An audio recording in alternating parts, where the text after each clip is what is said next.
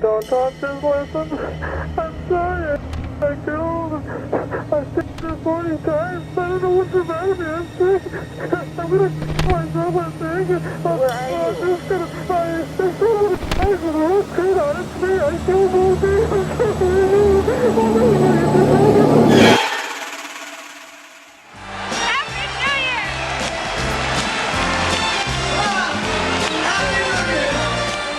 On the new year of 1980, there was a girl named Karen Bodox celebrating with her siblings and friends in St. Paul, Minnesota. Suddenly, her siblings and friends realized that she disappeared from around them, and after lots of questions, it was said that the last time she was seen was when she was going out of the nightclub they were hanging out at.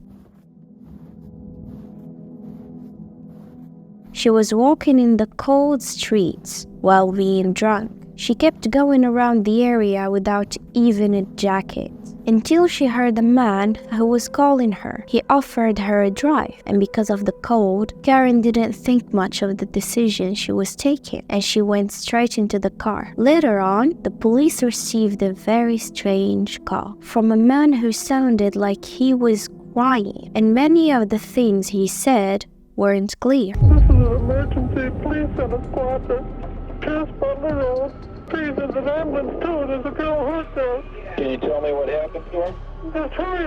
She's laying on the ground in the back. Hurry. What's the address? I don't know. Who are you? Before the last question was answered, the unknown person hung out the call. After this call, the police went to the place he told about in the call, and they indeed found Karen injured, naked and thrown in the snow. So they took her instantly to the hospital, and although her skull was broken from the amount of beating she got, Karen lived but lost her memory of who the person was, the appearance of the unknown guy and his car, and the criminal didn't let any evidence to lead them to him. So unfortunately, the police neglected and gave up searching for the criminal, but after 5 months exactly, the police got a strange call. Oh, yeah. You find me? I just somebody with a nightstick. I can't stop myself. I keep killing someone. And before knowing any more, the call was hung out. And because of the strangeness of the call, the police thought it was just someone who was fooling around. Meanwhile, there was a group of guys taking a walk at night. They found a hideous sight I doubt they would ever forget. It was a girl dressed in red laying on the ground. When the police arrived, they found that the girl was raped and stabbed all around her body. They took the corpse to the morgue to get her checked by a doctor. He said something that shocked the police. He said that the girl was stabbed for around 60 stabs, and that the tool used for that is a knife crusher, which means the call was real. During the scene checkup, they found the safe key in her pocket, and this safe belonged to the Greyhound bus company. The police went to search it, and they found around 2 bags in the men's safe. They contained all her stuff, from clothes, shoes, and even books. They knew that this girl was Kimberly Copton, and the sad thing about all of this was her age. Kimberly was only 18, which means she was just starting her life. The police investigated more about the matter and discovered that the last time she was seen was when she was eating in a restaurant close to the company. So they asked in the restaurant, and they assured them that she was indeed eating alone. But then someone came and spoke to her. They sat together for a long time, and then the man offered to show her around the area, and unfortunately, she accepted. That was the last time Kimberly was seen, alive at least. Again, there were no evidences or detailed informations to get to the killer. So the more time that goes by, the more the police lost hope, until they got another call from the same man. Don't talk, just listen. I'm sorry what I did to Compton. I couldn't help it. Don't know why I ever ever. I am so upset about it. I keep getting drunk every night. I can't believe it. It's like a big dream. I can't think of being locked up. If I get locked up, I'll kill myself. I'd rather kill myself to get locked up. I'll try not to kill anybody else. Because this call was the longest one from this guy, the police could track him down, but they found that he disappeared. So they assigned a team specially to watch over the area, hoping that they find someone who seems strange to the area to investigate him. But again, nothing came out of it either. And after they lost hope of this killer calling back one more time, they got a new plan. They decided to send this call to the radio because someone in the radio might be an acquaintance of the man in question. One thing they were sure about is that he was the same man he called for Karen's case. So they named him the Weepy Killer. 2 months later, the police finally got the first suspect. This man's name was Alan Lopez. The accusations against him were that he killed his whole family, and the evidence is that he confessed to the police that he was Kimberly's killer. But before they could investigate him more, they found that he committed suicide and couldn't get any details from him. And later, they discovered throughout further investigations that the call they got wasn't from Alan, because he was on a mental health hospital on the day the first girl was attacked and was in prison the day the second girl died. So it's impossible that he is the killer. The search continued for 6 months until they got a new call. Please don't talk, just listen. I'm sorry. I killed. I stabbed her 40 times. I don't know what's the matter with me. I'm sick. I'm gonna kill myself, I think. Where are you? I'm just gonna. If someone dies with a hook turned on, it's me. I killed both of you. I'm sorry.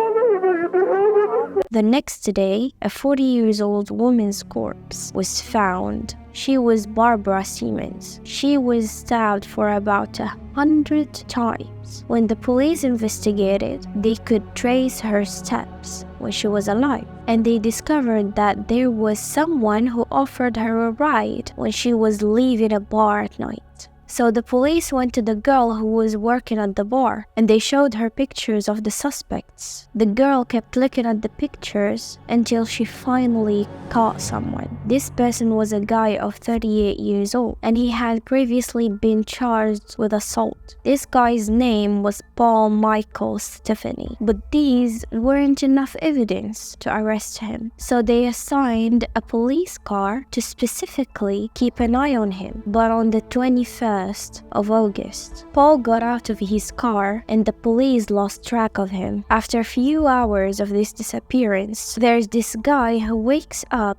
in midnight because of strange voices coming from his yard. When he checked it, he saw a man attacking a girl and stabbing her with something like a screw, but the girl hadn't gave up, because in an attempt of self-defense, she broke a glass bottle on his head and caused him injuries all over his face. The man who was watching them called the police immediately, and the attacker got in his car and escaped.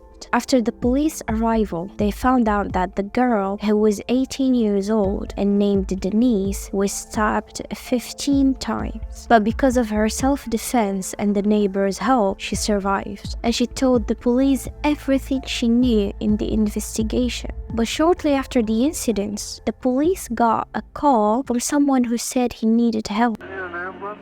Where? 1505 Westminster? 1505 Yes. Westminster, what's the problem? I'm all cut up. I got beat up. What's your apartment number? 208. I'm bleeding 208, where are you bleeding from? from my arm, my face.